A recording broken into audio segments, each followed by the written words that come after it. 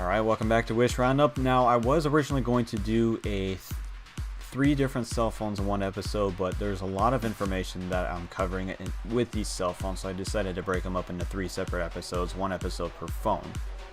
And this episode is going to be the Doogee X30 smartphone. And it looks like for this one, they really went all out to present this phone on the Doogee X30, the Doogee website, excuse me. You can take a look at it. It looks like it's they really went all out to present this phone. Looks like it's got a 8 megapixel rear camera plus an 8 megapixel, so it looks like it's got two cameras. I don't know if that's for 3D or if that's to focus. I'm not quite sure exactly what that's for. There's a 5 megapixel in the front. Looks like there's two of them as well. I'm trying to figure out exactly what that's for. I can see it as a 3D camera, but I don't think that's what it's for. But they really went all out to present this phone, make it look nice and everything. It is a little pricey for a Wish phone, so hopefully it's an actual legitimate phone. I did notice though that this thing only goes up to 3G network, or 3G bands. There's the frequencies there. It does have GPS. I'm not going to go through all the details on that one, but let's go ahead and pick one up and see how it performs. Alright, so for the phone criteria, there's a few things that are going to be make it and break it, and a few things that I'm going to grade upon. And if they fail, I'm taking a star off the rating. First things first, we're going to test to see if it turns on. We're going to test to see if it makes calls. If it fails either of those tests, it's immediately dishonored. Next test, we're going to see if it's user-friendly. We're going to see if the apps are compatible. We're going to take a look at the phone and see if it's as described or as pictured on the internet. We're going to judge the quality of the material, make sure it's like a relatively decent phone and not some cheap plastic that's going to break in your pocket. We're going to test the speed, including the response time as well as the internet speed. And we're going to check to see if it can sync up with your Wi-Fi. So the first phone that did come in is the Doogee one. This one came from, I'm not even going to try to pronounce these things, Jingzhou Li, Zhaojun LS Park, district, I probably shouldn't even try pronouncing it, but I can tell it's a Doogee because it says Doogee right here. And I did notice with this packaging, there's a lot of padding on the inside of it. It does look like it's a bag, but it feels like there's a box on the inside of it. So let's go ahead and open this up and see exactly how it was packaged. Wow, they really packaged this thing. This box looks a lot smaller than I thought it was going to be. That's just like, yeah, so I can see that being justified. So Doogee X30 professional quad camera. The box is not sealed. There is Chinese on here. It is a Chinese company, so I'm expecting a lot of Chinese to be on it. It's been quite a while since I bought myself a brand new phone, so this is, I'm hoping if it works, I might actually use it. Doogee X30. So let's go ahead and peel the cover off of it. Ooh, it even comes with a case. Ooh. Now if I can get this thing off. So this thing comes with a case. I'm actually happy that it does come with a case, because I don't know where you'd be able to find a case for that thing, but I don't think I've ever bought a cell phone that's come included with the case. It does come included with a regular USB cable. It looks like it's a micro USB. I don't know what type that is. But it's a micro USB plug. Looks like it's got the USB charger on it. This one is rated for 1000 milliamps or 1 amp. So just a regular USB charger. Here's the instruction manual. I'm surprised this thing actually comes with an instruction manual. So first things first, let's see if it'll turn on. If it doesn't turn on immediately, I'll just go ahead and put it on the charger. We should probably see if where's the power button? Okay, so it's this one right here. So let's go ahead and press that, see if it turns on. It's not turning on, so it might need to be charged. And I did bring a plug so that we can just plug that straight in and just plug this thing straight onto the charger. So let's go ahead and do that.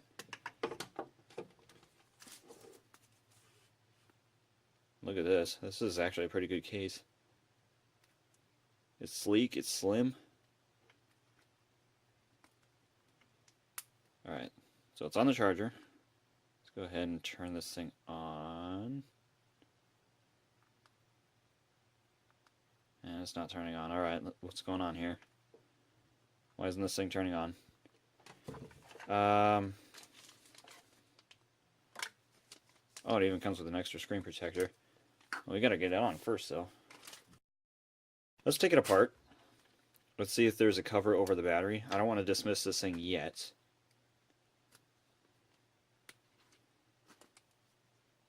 So let's go ahead and pop this thing open.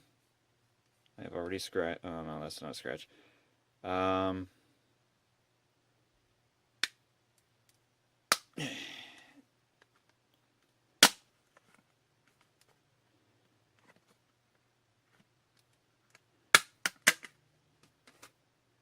What do you know? There was a cover on this thing.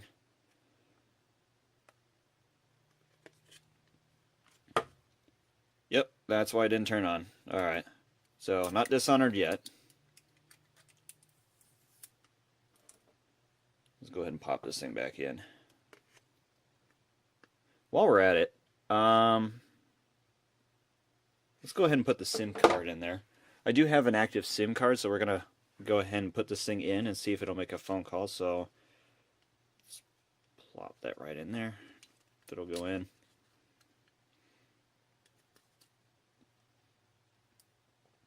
Thinking about these SIM cards, they never go in right.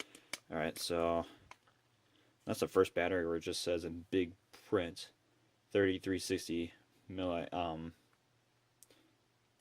I can't say that name right now. It's like amperes or amperage, or it's a measurement to store how much charge you've got in the battery. There's a whole physics thing behind that too. I'm not going to go into details in the episode, but so that's in. We've got the battery put in. We've got the covers removed on the battery itself. We've put the phone back together. Let's plug it back in and see if this thing will turn on. So let me put that back in.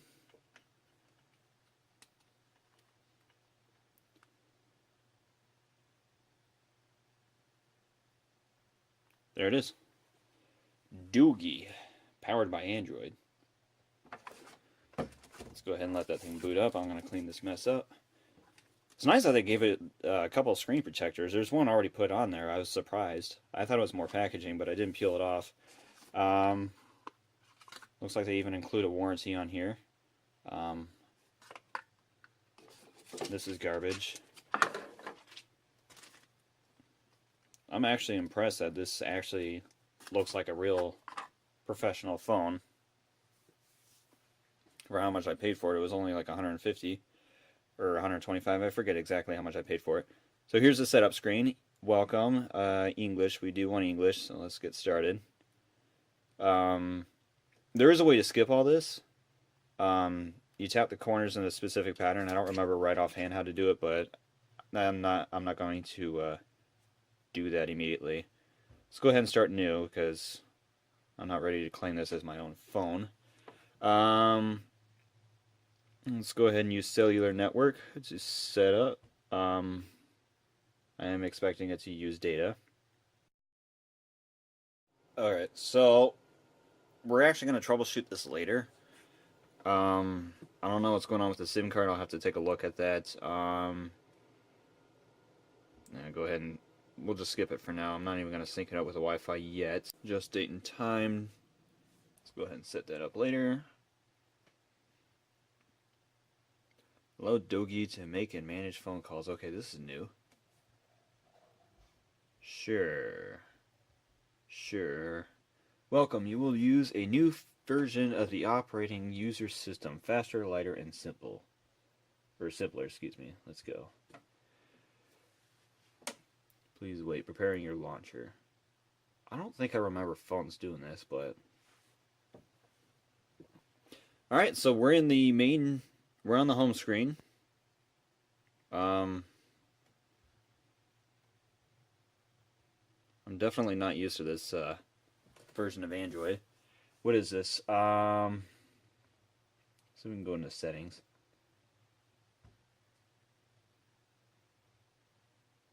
Disabled. So let's go ahead and pull up what version this is. About phone, it is Android 7.0. Baseband version is Doogee X30. So it looks like most of the information is consistent. How do I go back on this? Hang on. What's going on here?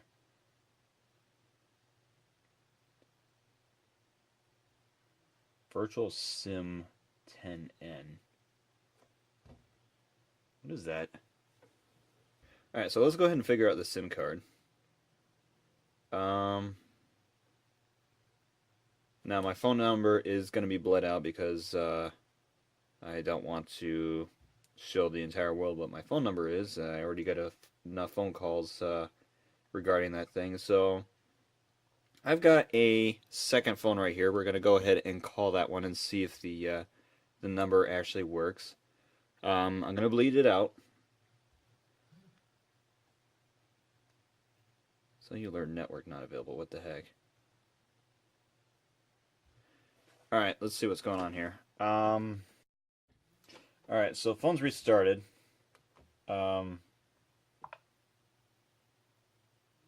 But it's not picking up the service for some reason. What the heck? I don't know if the SIM card, SIM toolkit. Let's see what this is. SIM toolkit is not ready or unsupported. What do you mean it's not ready? So, user-friendly, I think we're going to mark this off. We're going to subtract a star from this thing because I'm having a hard time trying to get this thing to even work. It's picking up the SIM card, but it's not showing that it could actually use the SIM card. So let's go ahead and sync this thing up with the Wi-Fi. Alright, we're connected. So let's go ahead and start downloading some apps. Alright, Google Play, here we go. Let's get started. Let's go ahead and... You know what's really popular is... It just crashed. What the heck? It just crashed. Alright, so there's a few things I want to test when I get the SIM card working. I'm going to contact my cellular service to see if I can get this thing working first. Because this looks like a really nice phone. It's probably just having problems reading my SIM card, or it's getting rejected or whatever. So, I'm going to see if I can get it working, or get a working SIM card with the same number. Try to do this as cost efficient as possible, because I know everybody's going to be trying to save money by getting these phones, or if they're getting these phones, they would be trying to save money. Everything else, though, it looks like it's fairly nice. It's fairly trimmed down with the oh, it's got a flashlight app on it. It's fairly trimmed down with the apps on here, which I like. I don't like it when they just throw random crap on here. Most of the apps I've installed Pokemon Go on here just to see if it would work. So why don't we go ahead and just see if that works. But I do like this phone. It feels pretty solid. It's a little heavy. It's a little on the heavy side, but it feels like it's a pretty solid phone. I'm going to turn the volume down. Oop, I just pressed the power button. I don't like how the power button's like on the below the volume, but okay, so seems to lag pretty bad on the updating Google Drive. Alright, so a couple of co-workers helped me with their SIM cards. One of them came from AT&T. Their SIM card was a little bit smaller. You can see it's in a different slot. To prove that it does work now, I'm going to have somebody call it, so go ahead and call it. Alright, it should be ringing in just a second. Now for this one, it looks like it's just showing up on the top instead of covering the whole screen. So there it is, it's calling. And gonna go ahead and hang up. So it does accept AT&T SIM cards. I don't know why it's not accepting Verizon cards, but we're gonna attempt to see if we can unlock it. You can definitely tell it's the 3G network. Ultimately, I would give this phone a 2 out of 5 because of how difficult it was trying to set this thing up. But alright, so I did promise that I'm gonna do a speed test on this thing. So I have a speed test app. Let's go ahead and test this out. It's sitting on the 3G network.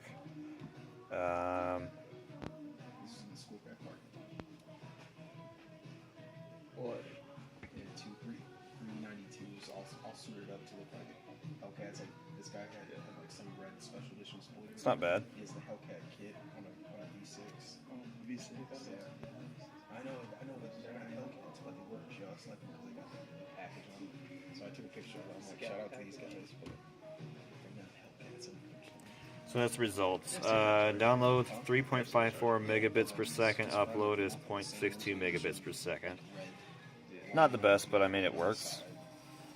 So just to give you an idea, that's the speed on the 3G network.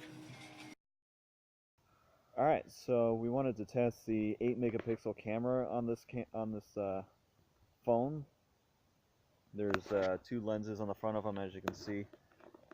Just wanted to give you a little bit of exactly how it looks. I know it looks pretty cool on this screen, but it is a 720 screen, so I'm showing you exactly how it looks on the video to give you an idea of exactly how it looks. And again, I think it looks pretty cool. I think it's pretty clear. I can use it, but I'll let you be the judge of that one.